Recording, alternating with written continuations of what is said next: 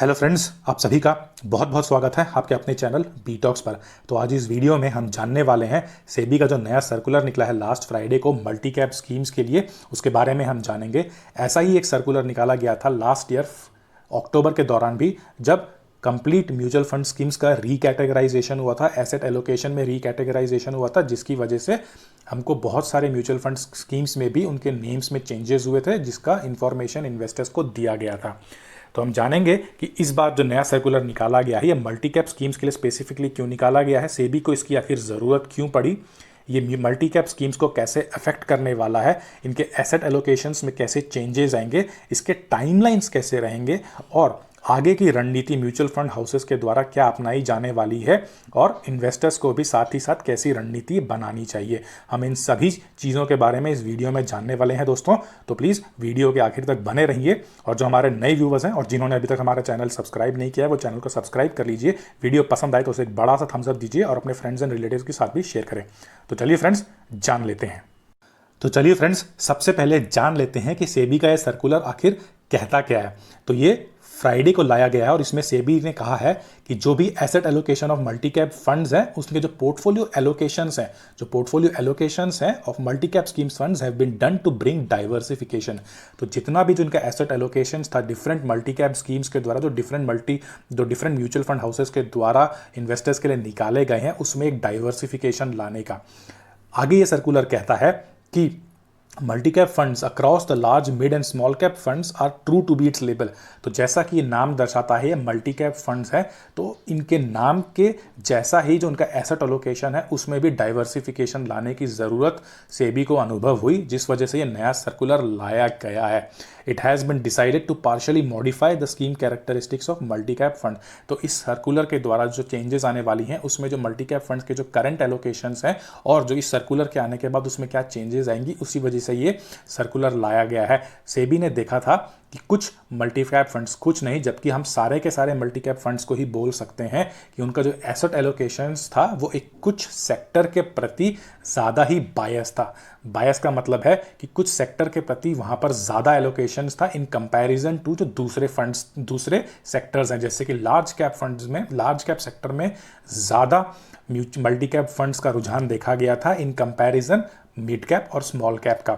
जान लेते हैं कि आगे ये सर्कुलर क्या कहता है। ये सर्कुलर कहता है कि multi cap fund will be required to invest a minimum of 75% of its total assets in equities and equity related instrument. At present the rule is to invest a minimum of 65% in equities. जो अभी current के rule हैं उनके अंतर्गत multi cap funds को 65% ही equities में invest करना पड़ेगा।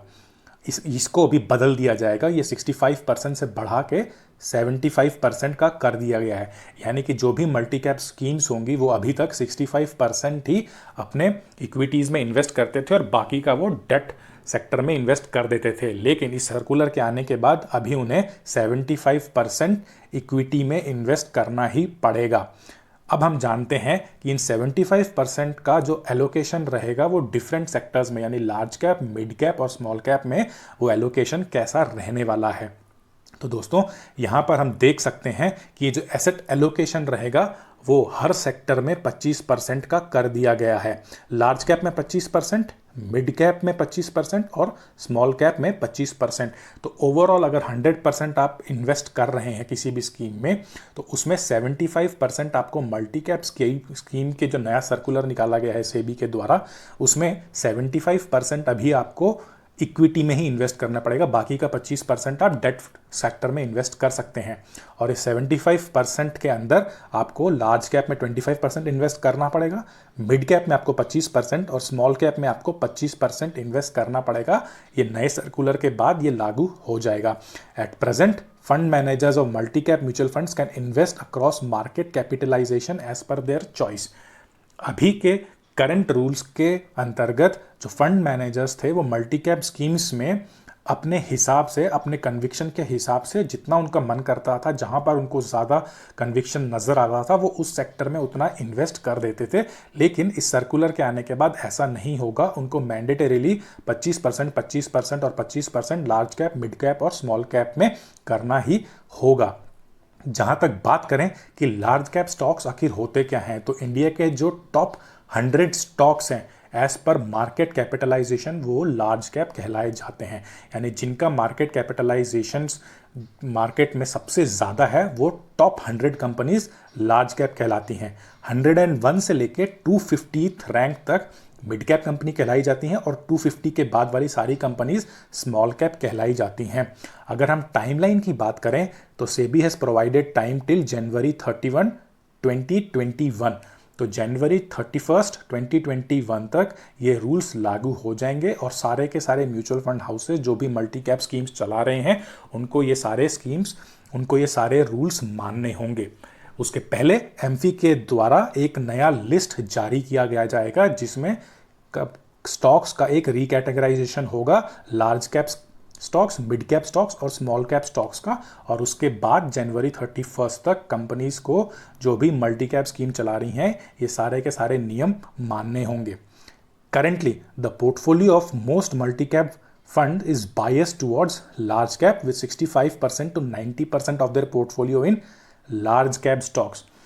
अभी एट प्रेजेंट सिनेरियोज जितने भी मल्टी कैप स्कीम्स चलाए जा रहे थे उन्होंने अपने ज़्यादातर जो फंड था वो लार्ज कैप के तरफ डाइवर्ट करके रखा हुआ है और थोड़ा सा पोर्शन उनका मिड कैप की तरफ भी जा रहा है और स्मॉल कैप की तरफ तो बहुत ही कम जा रहा है। इसी वजह से सेबी को ये ज़रूरत महसूस हुई कि हमें यहाँ पर भी एक नया सर्कुलर लाना पड़ेगा जिससे उनका जो नाम है मल्टी कैप स्कीम वो ट्रूली उस नाम को अप्लाई भी करें। वो मल्टी कैप स्कीम नाम तो दे रहे हैं लेकिन वो मल्टी सेक्टर्स में इन्वेस्ट नहीं कर रहे हैं। उन्हें लग रहा है कि लार्ज कैप में ज़्यादा इन्वेस्टर्स को प्रॉफिट होने वाला है तो वो सारा का सारा फंड अपना लार्ज कैप की तरफ ही दे रहे हैं और मिड कैप और स्मॉल कैप की तरफ वो नहीं दे रहे हैं। तो इस सिचुएशन में वो अपने आप को मल्टी कैप नहीं बोल सकते हैं, उनको अपने फंड को लार्ज कैप डिक्लेयर करना पड़ेगा। और इसी रीजन से अगर वो अपने आप को मल्टी कैप बोलते हैं तो उनको अपना asset allocation mid cap, large cap और स्मॉल कैप में इक्वली डिस्ट्रीब्यूट करना पड़ेगा। इसी ज़रूरत की वजह से सेबी को ये नया सर्कुलर लाना पड़ा। As per the latest rule, mutual funds will not be able to invest more than 50% in large caps। तो यही रेस्ट्रिक्शन लाया गया है कि वो अपने नाम के हिसाब से ही अपना एसेट एलोकेशन करें। तो दोस्तों जान लेते हैं कि जो अभी के मल्टी कैप स्कीम्स हैं उसमें कैसा एसेट एलोकेशन नज़र आ रहा है। तो जो सबसे बड़ा मल्टी कैप स्कीम निकल के आता है वो है कोटक स्टैंडर्ड मल्टी कैप का। ये इंडिया का सबसे बड़ा मल्टी कैप स्कीम चला रहे हैं। अगर हम इनके एसेट अंडर मैनेजमेंट में नज़र डालें तो ये निकल के आता है तकरीबन 29,714 करोड़ का।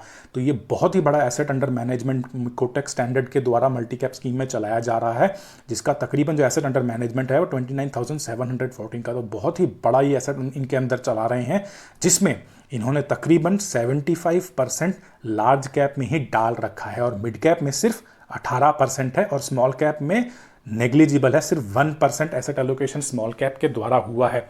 तो अगर आप इस नज़रिए से देखें, जो इंडिया का सबसे बड़ा मल्टी कैप फंड बोलने का दावा कर रहा है उसमें उसने लगभग अपना सारा का सारा पैसा तकरीबन 75% उन्होंने लार्ज कैप में ही डाला हुआ है। तो ये अपने आप को मल्टी कैप कैसे बोल सकते हैं? इनको अपने आप को लार्ज कैप फंड ही बोलना चाहिए।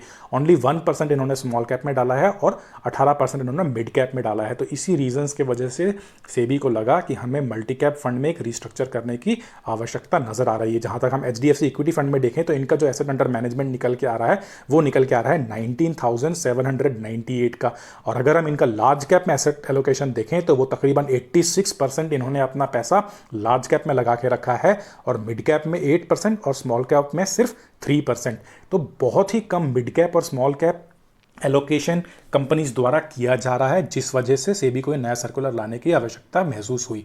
Motilal Oswal multi cap fund अगर देखें तो ये मोर और लेस फोकस्ड फंड है, जिसमें अगर हम इनका एसेट अंडर मैनेजमेंट देखें तो 11,240 करोड़ का है।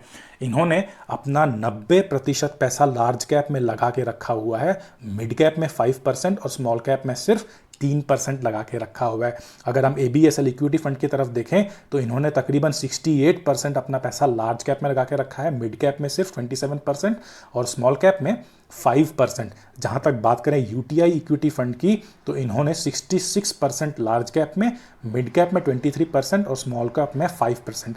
जहां तक बात करें SBI मैग्नम फंड की तो इन्होंने तकरीबन 75% अपना लार्ज कैप में, 15% मिड कैप में और स्मॉल कैप में 6%। तो जहाँ तक अगर आप देखें तो सारे के सारे फंड हाउसेज लार्ज कैप की तरफ ही बायस है, क्योंकि उनको लग रहा है कि ऐसे इकोनॉमिक सिचुएशंस में लार्ज कैप में ज़्यादा प्रॉफिट होने वाला है और वो ज़्यादा ऐसे इकोनॉमिक सिचुएशंस को हैंडल कर सकते हैं in comparison with small cap की कंपनीज या फिर मिड कैप की कंपनीज। तो उन्होंने अपना सारा का सारा पैसा large cap funds, large cap stocks की तरफ ही डाइवर्ट करके रखा हुआ है। ऐसे में सेबी का कहना है कि ये अपने आप को एक ट्रू सेंस में मल्टी कैप फंड्स नहीं कह सकते हैं, इनको अपने आप को लार्ज कैप फंड बोलना चाहिए।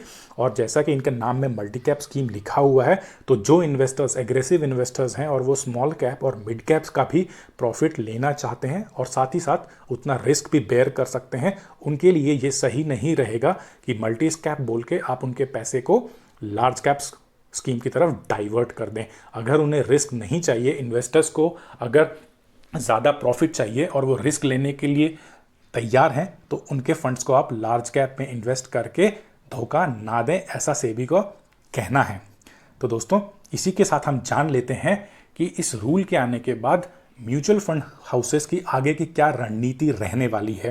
तो म्यूचुअल फंड्स सेबी को अप्रोच करने वाले हैं कि वो एक नया कैटेगरी लेकर आए जिसको वो फ्लेक्सी कैप बोल सकते हैं, जिसके अंतर्गत जो म्यूचुअल फंड हाउस के जो मैनेजर्स हैं वो अपने कन्विक्शन के द्वारा, अपने एक्सपीरियंस के द्वारा, अपने तजुर्बे के द्वारा वो किसी भी फंड में, किसी भी स्टॉक में इन्वेस्ट कर सकते हैं, बजाय इस मैंडेटरी नए सर्कुलर के अंतर्गत। This category could essentially go to 100% large, mid and small caps और allocate as per the market situation। तो जैसा कि ये लोग बोल रहे हैं कि एक नया कैटेगरी इंट्रोड्यूस किया जाए फ्लेक्सी कैप नाम से, और ये जो भी करंट फंड्स हैं जो ज़्यादा लार्ज कैप में इन्वेस्ट कर रहे हैं या अगर आगे चल के इकोनॉमी सुधरती है, सिनेरियो बदलते हैं, तो वो अपना लार्ज कैप से बदल के वो मिड कैप और स्मॉल कैप में आ जाएंगी। ऐसी इनको एक फ्लेक्सिबिलिटी देनी चाहिए, ऐसा एक नया कैटेगरी इंट्रोड्यूस करना चाहिए सेबी के द्वारा, जिसको आप फ्लेक्सी कैप फंड्स भी बोल सकते हैं, जहां पर फंड मैनेजर को एक पूरा छूट दिया जाएगा कि वो 100% करें या 0% करें या 25% करें, उनका जैसा कन्विक्शन है वो वैसा ही एसेट एलोकेशन करें। तो ऐसा इनका एक सुझाव सेबी के लिए जाने वाला है आगे आने वाले टाइम पर। जो सेकंड ऑप्शन वो देने वाले हैं कि a second option could be to convert the current multi-cap scheme into a thematic fund like ESG, which would mean only very minor changes to the current construct of the portfolio।